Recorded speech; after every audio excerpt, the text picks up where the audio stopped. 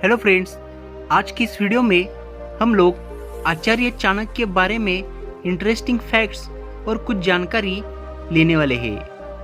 आचार्य चाणक्य इतिहास का एक ऐसा नाम है जिन्हें हर कोई चाणक्य नीति की वजह से जानता और पहचानता है।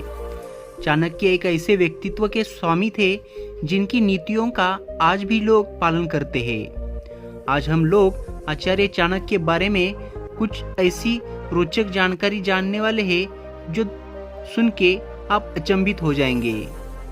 ऐसा कहा जाता है कि आचार्य चाणक्य से बड़ा राजनेता आज तक कोई हुआ नहीं है। आचार्य चाणक्य एक दूरदर्शी, दृढ़ संकल्पी और विद्वान व्यक्ति थे।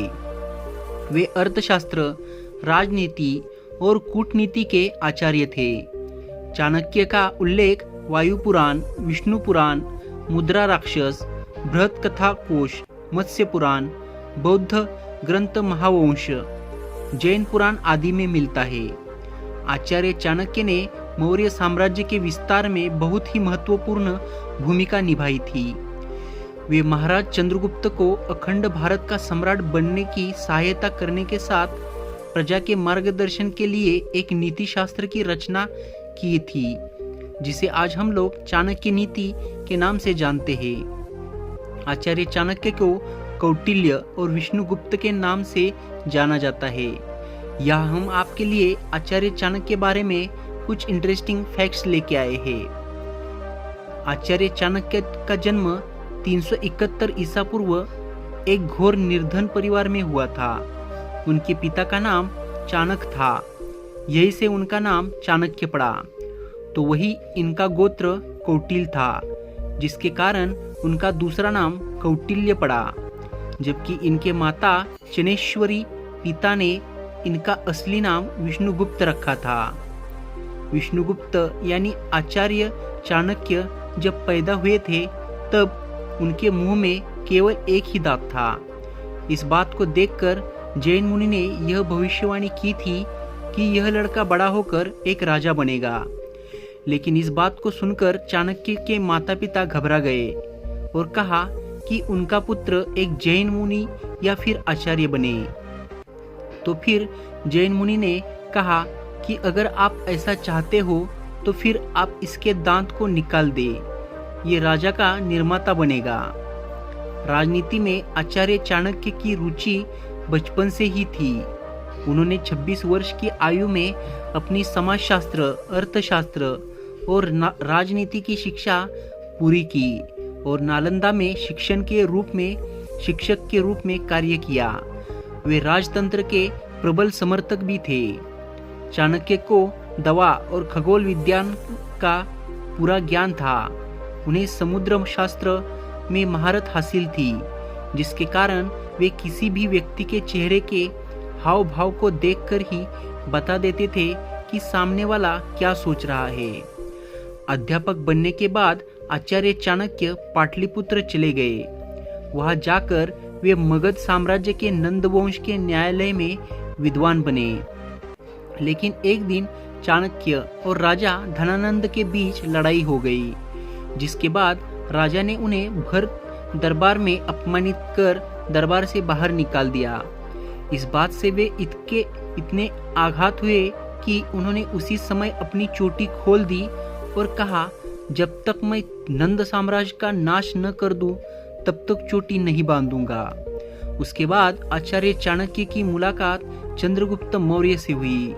उस समय चंद्रगुप्त मौर्य की आयु 12 से 13 वर्ष की रही होगी। चाणक्य ने उन्हें कम उम्र में ही शासन करने और समाज कल्याण करने का पाठ पढ़ाया। आगे चलकर मौर्य ने नंदा साम्राज्य का विनाश करके मौर्य साम्राज्य का स्थापन किया। चंद्रगुप्त मौर्य साम्राज्य के पहले शासक बने। चाणक्य की नीतियों की वजह से ही मौर्य साम्राज्य भारत का सबसे बड़ा साम्राज्य बन पाया। चाणक्य ने चंद्रगुप्त को उसके मामा से धन देकर खरीदा था, क्योंकि उनका मामा चंद्रगुप्त काम करवाता था और बिना धन दिए उन्हें छोड़ने को तैयार नहीं था। चाणक्य एक बहुत ही बुद्धिमान व्यक्ति थे।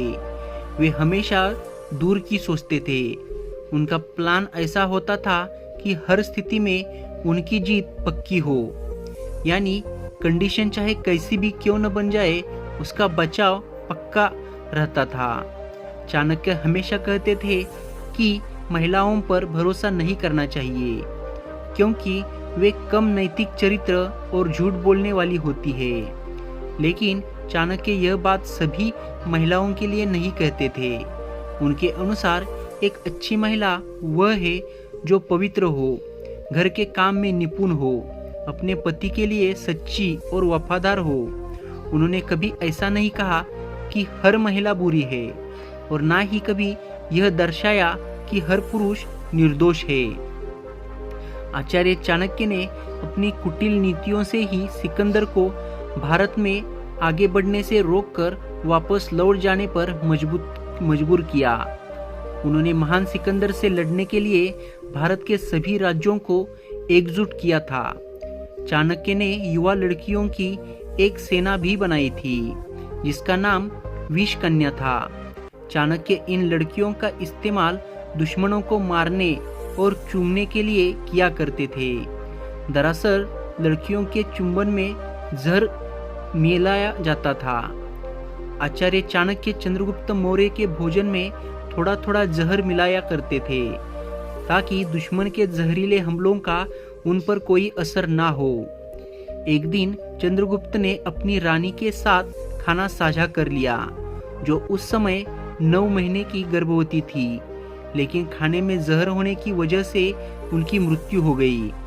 जिसके बाद चाणक्य ने उसका पेट काटकर बच्चे को बचा लिया। इस बच्चे का नाम बिंदुसार रखा गया। कौटिल्य ऐसे पहले विचारक थे जिन्होंने ये कहा कि राज्य अपना संविधान खुद बनाए।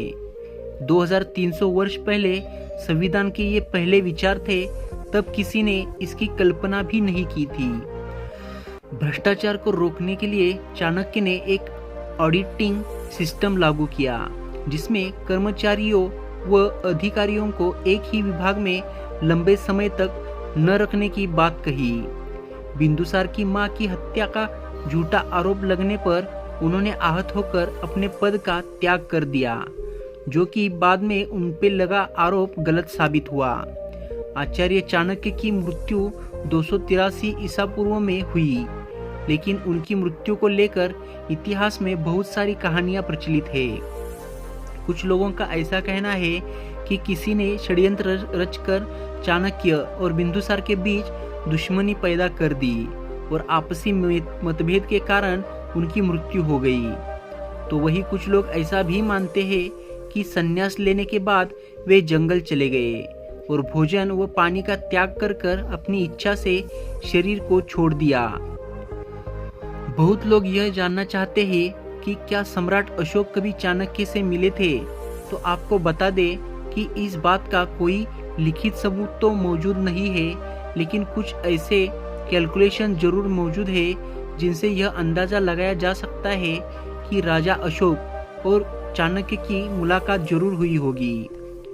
चाणक्य 371 ईसा पूर्व में जन्मे और 283 ईसा पूर्व में मृत्यु हो गई।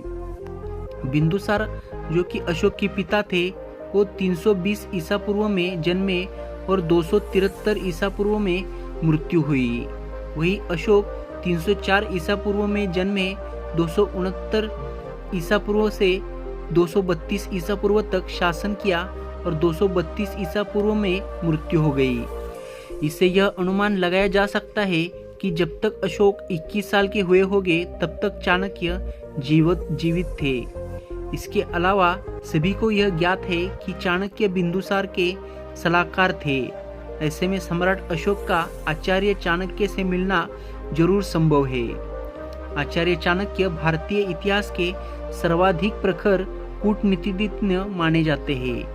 उन्होंने अर्थशास्त्र नामक पुस्तक में अपने राजनैतिक सिद्धांतों का प्रतिपादन किया, जिनका महत्व आज भी लोग स्वीकार करते हैं।